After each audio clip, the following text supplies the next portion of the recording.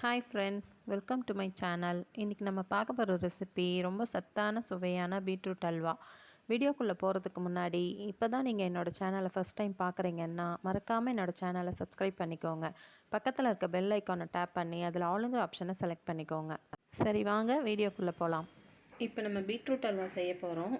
அதுக்கு பீட்ரூட்டை தோல் சீவிட்டு நீக்கிட்டு துருவி வச்சுருக்கிறேன். நீளமாக துருவி வச்சுருக்கிறேன். ஒரு கப் பால், ஒரு கப் சர்க்கரை. இதில் பீட்ரூட் இதே கப்பில் 2 கப்பு பீட்ரூட் எடுத்திருக்கேன். அதே அளவு 2 கப்பு சர்க்கரை வேணும் இதுக்கு. அப்புறம் முந்திரி திராட்சை, ஏலக்காய் பொடி,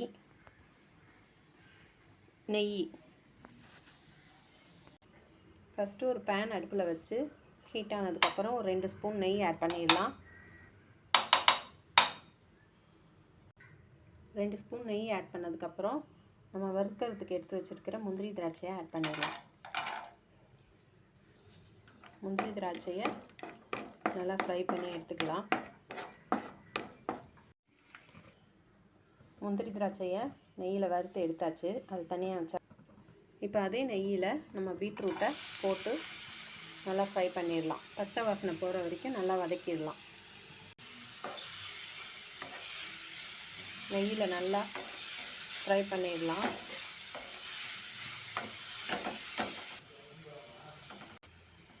கொஞ்சம் இது நல்லா வதங்கினதுக்கப்புறம் இதை கொஞ்சம் ஒரு மூடி போட்டு ஒரு 5 நிமிஷத்துக்கு லோ ஃப்ளேமில் நல்லா சாஃப்டாக வேகிற வரைக்கும் சிம்மில் வச்சுருவோம்.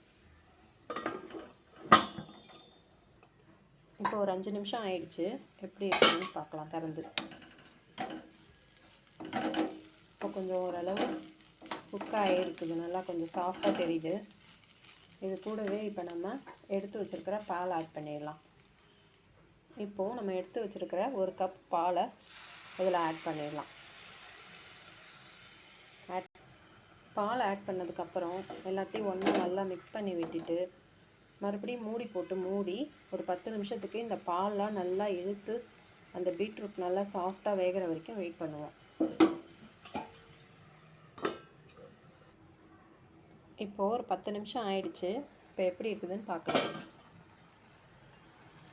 நம்ம ஆட் பண்ண பால்லாம் நல்லா எல்லாம் உறிஞ்சி பீட்ரூட் நல்லா வெந்துடுச்சு, சாஃப்டாக வெந்துடுச்சு. இன்னும் கொஞ்சம் பால் இருக்குது, அதுவும் ட்ரை ஆகட்டும். அது வரைக்கும் வெயிட் பண்ணுவோம். இந்த பால்லாம் நல்லா சுத்தமாக ட்ரை ஆனதுக்கப்புறம் இதுக்கு நம்ம சேர்க்க வேண்டிய சர்க்கரையை சேர்த்துடலாம்.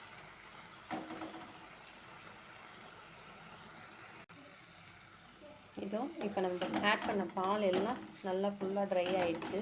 இப்போ இந்த ஸ்டேஜில் நம்ம சுகர் ஆட் பண்ணிடலாம்.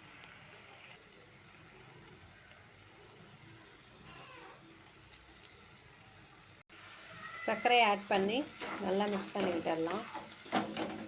சர்க்கரை கரைஞ்சி கொஞ்சம் லூஸான பதத்துக்கு வரும். திரும்ப அதுக்கப்புறம் கொஞ்சம் கெட்டியாக ஆகிடும்.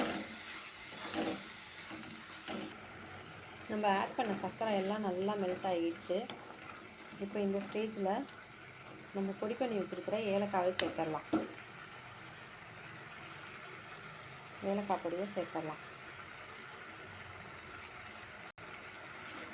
ஏலக்காவை சேர்த்து நல்லா ஒன்றா மிக்ஸ் பண்ணி விட்டுடலாம்.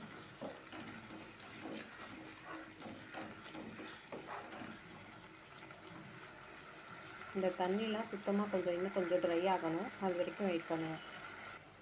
இப்போது இந்த ஸ்டேஜில் இன்னும் ஒரு 2 ஸ்பூன் நெய் ஆட் பண்ணிடலாம்.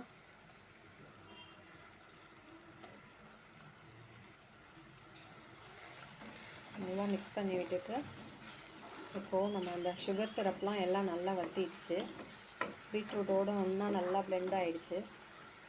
இப்போ நெய் ஆட் பண்ணதுக்கப்புறம் நம்ம வறுத்து வச்சுருக்கிற முந்திரி திராட்சையை ஆட் பண்ணிடலாம்.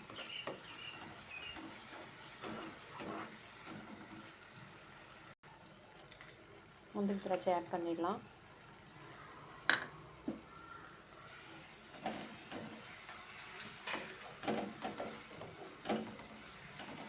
நல்லா அல்வா பதத்துக்கு வந்துடுச்சு. பேனில் ஒட்டாமல் நல்லா சுருண்டு வருது பாருங்கள். இதுதான் கரெக்டான பதம். இந்த டைமில் அடுப்புலேருந்து இறக்கிடலாம்.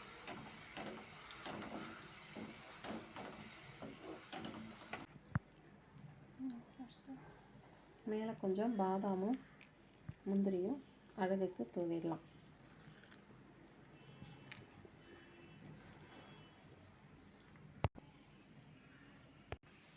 இதோ ரெடி ஆயிடுச்சு நம்மளோட ஹெல்த்தியான டேஸ்டியான பீட்ரூட் ஹல்வா.